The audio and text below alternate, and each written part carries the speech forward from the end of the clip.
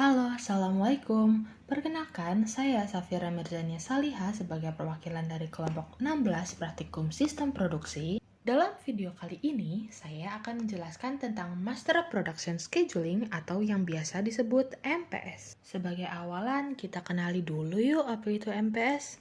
MPS atau Master Production Scheduling merupakan suatu pernyataan tentang produk akhir termasuk parts pengganti dan suku cadang dari suatu perusahaan industri manufaktur yang merencanakan memproduksi output berkaitan dengan kuantitas dan periode waktu. Dengan begitu, MPS memiliki tujuan diantaranya yang pertama adalah memenuhi target tingkat pelayanan terhadap konsumen, yang kedua efisiensi penggunaan sumber daya produksi, dan tujuan yang ketiga adalah mencapai target tingkat produksi tertentu. Selain tujuan, fungsi dari MPS yaitu menjadwalkan produksi dan pembelian material untuk produk. Jadwal induk produksi menyatakan kapan, jumlah, dan due date produk harus dipesan. Lalu, fungsi yang kedua adalah menjadi masukan data sistem perencanaan kebutuhan material. Jadwal induk produksi dijabarkan menggunakan Bill of Material untuk menentukan jumlah kebutuhan komponen, material, dan perakitan sehingga jadwal induk produksi dapat dipenuhi. Yang ketiga, MPS sebagai dasar penentuan kebutuhan sumber daya seperti tenaga kerja, jam mesin, atau energi melalui perhitungan perencanaan kapasitas kasar. Jadwal induk produksi dinyatakan dalam satuan produk sehingga perencanaan kapasitas dapat dilakukan lebih rinci. Keempat, MPS sebagai dasar untuk menentukan janji pengiriman produk kepada konsumen. Dengan mengalokasikan jumlah unit produk dalam penjadwalan, maka pengendalian jumlah produk yang belum teralokasi dapat diketahui sehingga pembuatan janji dapat diperkirakan lebih akurat.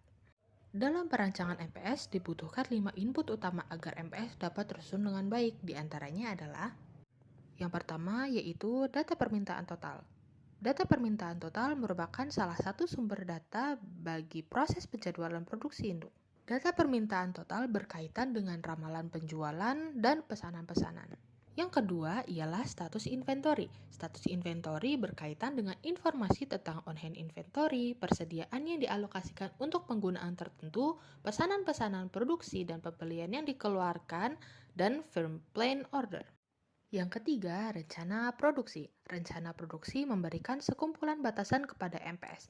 MPS harus menjumlahkannya untuk menentukan tingkat produksi inventory dan sumber-sumber daya lain dalam rencana produksi tersebut.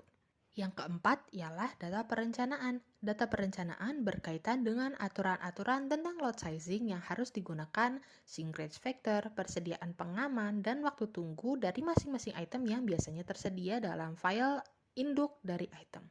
Dan yang terakhir adalah informasi dari Rocket Capacity Planning. Informasi dari Rocket Capacity Planning berupa kebutuhan kapasitas untuk mengimplementasikan MPS menjadi salah satu input bagi MPS. RCCP menentukan kebutuhan kapasitas untuk mengimplementasikan MPS, menguji kelayakan dari MPS, dan memberikan umpan balik kepada perencana atau penyusun jadwal produksi induk untuk mengambil tindakan perbaikan apabila ditemukan adanya ketidaksesuaian antara penjadwalan produksi induk dan kapasitas yang tersedia.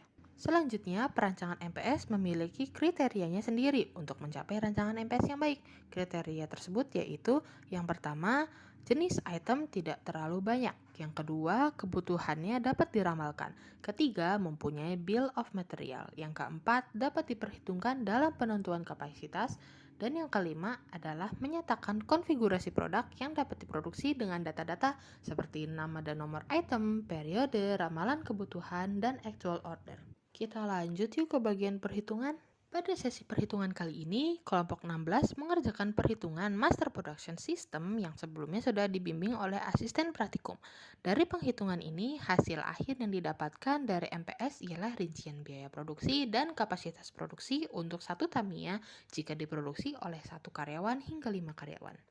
Ayo kita bahas rangkaian satu persatu. Pada tabel kasus dengan waktu baku terdapat 19 bagian penghitungan.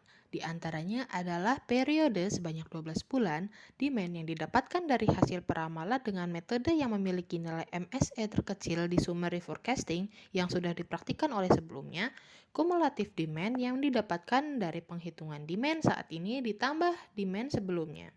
Regular time day yang diperoleh dari data entry yang diberikan, regular time hour yang didapatkan dari rumus regular time day dikali jam kerja dikali jumlah pekerja, overtime hour atau jam lembur yang didapatkan dari rumus regular time hour dikali dengan persentase yang tidak melebihi 35%, regular time production dengan penghitungan regular time hour dikali 60 menit dan dibagi oleh waktu siklus. Lalu ada overtime production yang didapatkan dari overtime hour dikali 60 menit dan dibagi oleh waktu siklus, subkontrak yang didapatkan dari demand dikali persentase yang tidak melebihi 50%. MPS itu sendiri yang dapat kita hitung menggunakan rumus RTP ditambah OTP ditambah subkontrak, kumulatif MPS dengan cara menghitung MPS saat ini ditambah MPS sebelumnya. Inventory yang didapatkan dari rumus kumulatif MPS dikurangi dengan kumulatif demand. Lalu ada back order yang merupakan keadaan di mana permintaan dari customer tidak dapat dipenuhi dikarenakan produk suatu perusahaan telah habis atau belum diproduksi kembali, sehingga penghitungannya adalah dengan cara demand dikurangi MPS yang sudah ditambah dengan inventory, dan jika hasil penghitungannya bernilai minus, maka ditulis 0 saja. Selanjutnya ialah regular time production cost yang dihitung dengan rumus regular time hour dikali dengan production cost regular time yang didapat dari data entry. Overtime production didapatkan dari overtime hour dikali dengan production cost overtime, inventory cost yang didapat dari perhitungan inventory dikali nilai inventory cost yang didapat dari data entry, back order cost yang didapatkan dari back order dikali back order cost. Selanjutnya adalah subkontrak cost dengan rumus subkontrak dikali dengan subkontrak cost, dan penghitungan yang terakhir ialah total cost dengan menjumlahkan RTPC, OTPC, inventory cost, back order cost, dan subkontrak cost.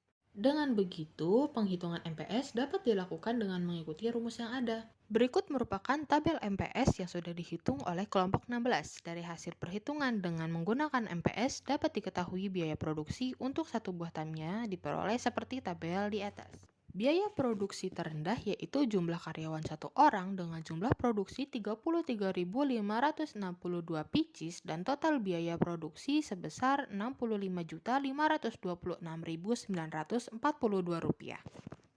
Dengan biaya per unitnya yaitu sebesar Rp1.952. Begitulah penjelasan tentang Master Production Scheduling atau yang biasa disebut MPS. Wassalamualaikum warahmatullahi wabarakatuh. Sampai jumpa.